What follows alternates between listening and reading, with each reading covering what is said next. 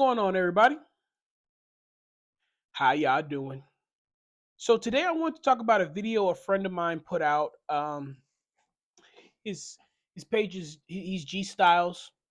Go check him out. I'm gonna tag him in this video, and I'm going to try to tag his video in this video. If I'm not able to do that, please forgive me because I'm not the best with technology. I'm getting better, guys. I am getting better, and I don't know do know that I need to increase my knowledge so that my videos have a better quality to them. So be patient with me as I grow with me. But he was talking about health, and he was talking about specifically men's health. So I do want to talk about that today. I'm going to talk about not mental health, not emotional health, not spiritual health, but actual physical health, medical health. Um, I said it in the comments, and I reached out to him in his private messages, and I want to say condolences, my brother.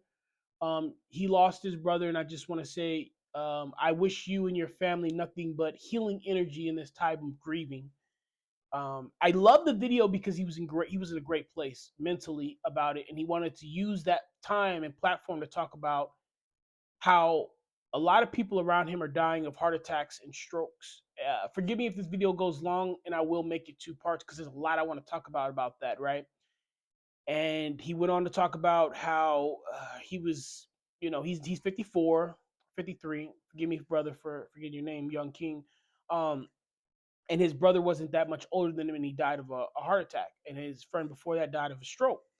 And he was talking about how we have to do better on our mental health. And for that part, I do love. So before I say anything else, I do want to say I don't mean this in any disrespect. I don't mean this in any like shunning or correction. But before I talk about any medical advice, I want you to know right now, disclaimer, I am not a licensed physician. Okay. And that's the first thing that we need to talk about.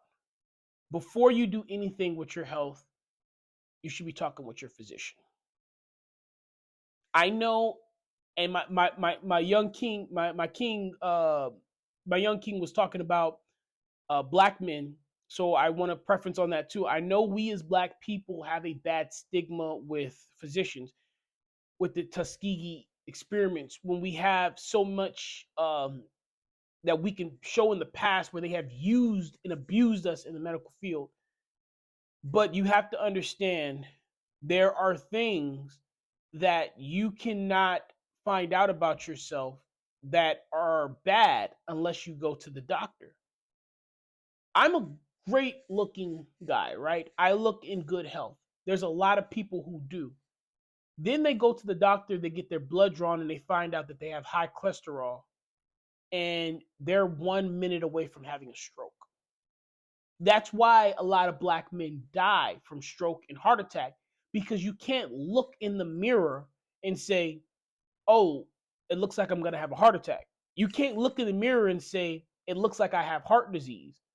Oftentimes there's a lot of these diseases, even diabetes, where you feel fine. It's not until years and years later, after the disease has ravaged your system, that you start to get the side effects. Your body will adjust somewhat until it can't anymore. So the first thing that I want to say is, just because you look good doesn't mean you are good. Blood work is important. Annual physicals are important. Genetic markers, genetic. When I say genetic, I mean your history of cancer, your history, family history of cancer, family history of heart disease, family history of stroke. That's important. It's important to have that information. The second thing I want to say about a physician is it should be somebody that you choose. It's not should be somebody that you go to because they're inside of your healthcare network. It's not going to be somebody that you go to because they're cheaper. It's not going to be somebody that you go to because they do whatever you want them to do and prescribe you whatever you want. You need to choose a physician that is actually trying to keep you in the best health possible, that has the best intentions for your quality of life. My physician, me and her have great conversations. Well, really, she's the nurse practitioner. Me and the doctor, we do as well. But I have a lot of conversations with the healthcare providers. I ask a lot of questions. If you don't know what questions to ask, Google it. ask, what questions should I be following up after a physician visit? So those are the first two things. Is one, you need to be getting advice from a physician. Two, you need to be choosing a physician that actually cares about you. The next thing I want to talk about is water. As men, I need to talk to you about water. Now, I'm not a physician, but anybody will tell you that water is important. Everybody wants to talk about a diet, a nutrition plan, what you should be eating, what you shouldn't. Nobody says drink more water. Your body is 70% water. It needs water. Do you know how much damage you do to your body by walking around dehydrated? Do you know how much burden and stress you put on your body by walking around dehydrated? You should be trying to get as close to a gallon of water as you can every single day. And that's if you're not overactive. If you're an athlete, you probably should be drinking more. Like, I can't stress that enough. How many people are like, I like tea, I like soda, I don't like the way water tastes. It ain't about taste. It ain't about taste. It's about imagine imagine your car saying, I don't want to get the oil change because I don't like the way it tastes. I don't want you to put gas in me. I want you to put soda in me because I don't like the way it tastes. What do you think would happen to your engine if you put soda in it every single day instead of gas?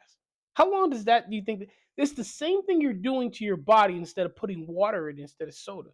Now, I'm the biggest advocate of work hard, play responsibly. So I'm not saying that you should just go on this super strict. Have a soda every now and again for your sanity. Have a soda every now and again, but your primary diet of liquid should be water, whether it's sparkling water, whether it's really not distilled water, spring water. If you got to get you should be drinking a lot of water.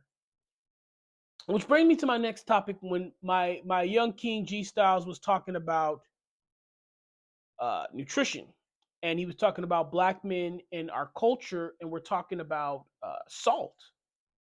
Salt and sugar are very bad for you. Okay. Again, I'm not saying that you can't party, you can't have a little taste every now and again, but seasoning, over seasoning, hellish seasoning, going crazy with the seasoning and the salt is like putting a whole bunch of poison in your body. It's going to dehydrate you. It's going to start to shut down your kidneys. So we have to have a balanced nutrition, a balanced. When I say the word diet, I don't mean something temporary. That's why I don't like seeing the word diet, because people take diet and they say, well, I'm gonna go on this diet for a week. I'm gonna go on this fast for a month. I'm gonna do these different things. I'm gonna do this cleanse. I like the word nutrition. You need to get real about your nutrition, because nutrition speaks to a lifestyle. It doesn't speak to something that I'm going to do temporarily. It's something that it's a permanent fix so that I can get a permanent result, so that I can improve my lifespan. And that right there is something that you need to talk to your physician about, which brings me to my last point is this. I don't make blanket statements except for the water one. I don't make blanket statements because there are billions of people on this planet.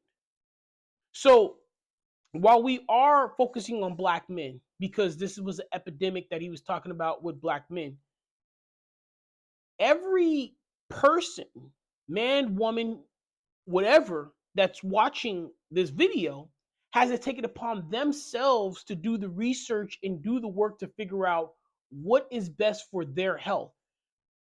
I'm not going to get too much into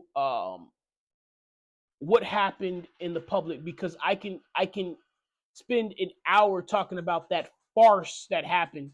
But this is why you don't come out and just make a blanket statement and say everybody needs to do this, everybody needs to do B, everybody needs to start taking this pill, everybody needs to start taking this shot, everybody needs to get this surgery done, because everybody is different. When you make a statement that everybody needs to do something, it should be something that of moral value, not something